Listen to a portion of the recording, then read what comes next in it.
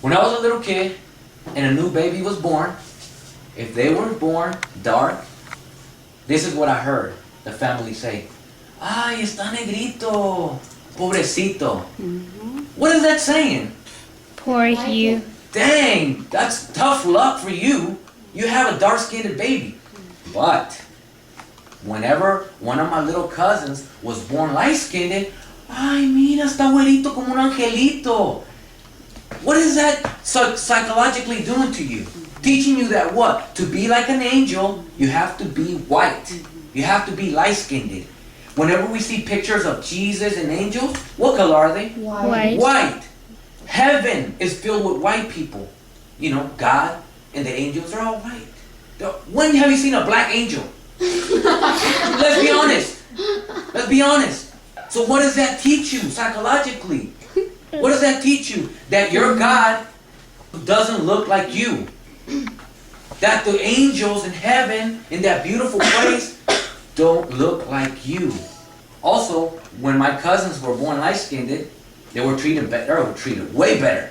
Way better. Ay, mi güerito, vente pa acá. Because we're dark-skinned, we were kind of pushed to the side. Quítate pa allá, pinche negro. That's my life when I was a kid. Alright, when you're dark, you get kicked to the side. You actually get hit more. The white kid doesn't get hit too much, very rarely. He's pardoned more. It's because psychologically, we're taught that heavenly and angelic, beautiful, worthy, is all white. Everything that's worthless is dark. I hated myself so much growing up because I was dark. Because I look in the mirror, what I see? Un pinche indio no paludo. That's what I heard. People call me pinche indio no paludo. I remember when I was a kid, I was around 9, 8 years of age. You know what I used to do to anger my mother? Just to show you how much hatred or how ugly it is to be dark.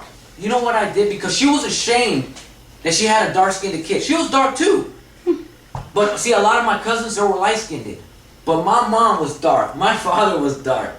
Okay? So all her kids were indios like me, right?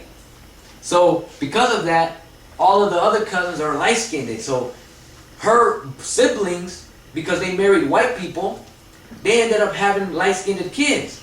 So it's like, dang, I ended up with all the ugly kids. That was my mom's mentality, okay? She ended up with los indios feos, esos negros. That's what she ended up with, okay? So to piss her off, to piss my mom off when she didn't do something or she, I got in trouble, you know what I did? I took my shirt off and I stood in the sun to get darker because I knew it would piss her off. That's what I did. You see how ugly it is to be dark? Then I said, I'm going to take my shirt off. She made me angry. So I'm going to take my shirt off and I'm going to get darker. Why? Because when she sees me, she's going to say, ay, pinche negro, quítate del sol. Every time I was in the sun as a kid, she'd be like, get out the sun, you're getting darker. She did not want her kids to get darker. Okay? So anyway, when my childhood was over and I was now a teen, I'm not too much older than you guys, but in my time as a kid, okay, it was not cool to be dark, okay? So because of that, when I was in high school, no girl wanted to be with someone like this, with this dark skin color. You know what some girls would walk by and look at me and say under their breath? Oh, that dude is not a Mexican, he's a black skin. Okay? Okay? According to her education, if I look like this, I'm not Mexican. So what is a Mexican then? What is a Mexican supposed to look like? White. Right. Why? Why does she think that a Mexican is supposed to look white? When you turn on Univision, what do you see? White. That is what is teaching us that is a Mexican. That represents Mexico and Mexicans. Is white people with blue eyes. You see? When you watch novelas, any TV show in Spanish, what color are they? White. In the background, you see some dark-skinned people. Servants. Basically slaves. Those are not considered Mexican. Growing up, you know what I heard? People, Mexicans say, oh, él no es mexicano, él es un indio. You begin to feel what? Hateful. Worthless. Perfect answer. Worthless. You feel like you're worth nothing. And because you're worth nothing, it's easy for you to what? to not give a damn, to not care. Why should you care? Why should you care if you're worthless? Okay? My mom, she was so hateful towards herself. She used to buy whitening cream. Cream that you put on your skin and it makes you lighter. She would bleach her hair blonde. She was desperately trying to look White. because this is a sin, okay? This is bad. Because of that, I had a mother who every time she talked to me, when she talked to me, it was spiteful. It was with so much anger. And I noticed a lot of times when she talked to my cousins who were light-skinned, she talked to them very kindly. What did that make me feel inside?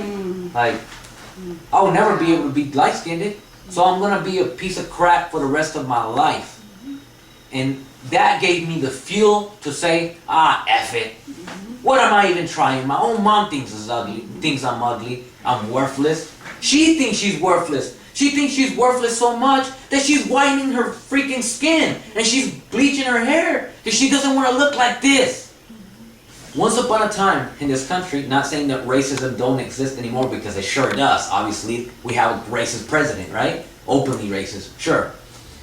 But once upon a time, everywhere you went, grocery stores, schools, a big old sign that said, no wetbacks and no niggers allowed. There was a water fountain. One for white people and the dirty one for non-white people. And the buses, which I'm sure you know this, just reading a little bit of history, it teaches you a little bit of the truth, just a little bit. As a white person, you all got the privilege to sit in the front. If you're not white, you get to sit in the back if there's room left. Okay? In schools, white school. Only whites allowed in this school. The crappy schools with crappy education, ripped up books and all that, this is for non-white people. You see? You don't realize what this is doing to you here. When they tell you, dress right, talk right, behave right, according to who? What's the standard of right? White. Exactly. A lot of people don't know this, but once again, white people get to decide what is right and what is wrong, what is good and what is bad, okay? They get to decide what laws are which and which are not, what education is right and what is wrong. You have to decide what is right and what is wrong for yourself, which is very difficult because once again, programming, the media is already teaching you what is right and what is wrong. Every day, what is beauty and what is ugly. You see? What is successful and what is not. And once again, kids like you, they teach you that successful is what? An athlete, a celebrity, okay? There's nothing wrong with being an athlete. Absolutely nothing wrong with being whatever you want to be. However, the question is this really what you want to be? Or were you programmed to believe that this is what you have to be in order to feel like you're doing something with your life? See, that's the real question. The question is not to make you feel guilty because you want to play soccer. My goal is to make you see, please make sure that what you want to be in life, it really comes from you.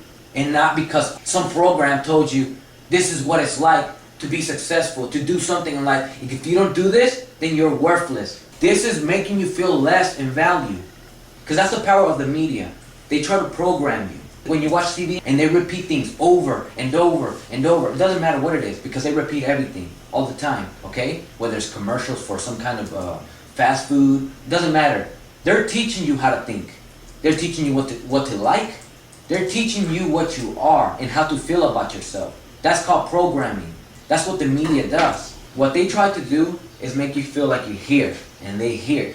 The less you feel about yourself, about your worth, the less you're going to be able to accomplish your life. That's their goal.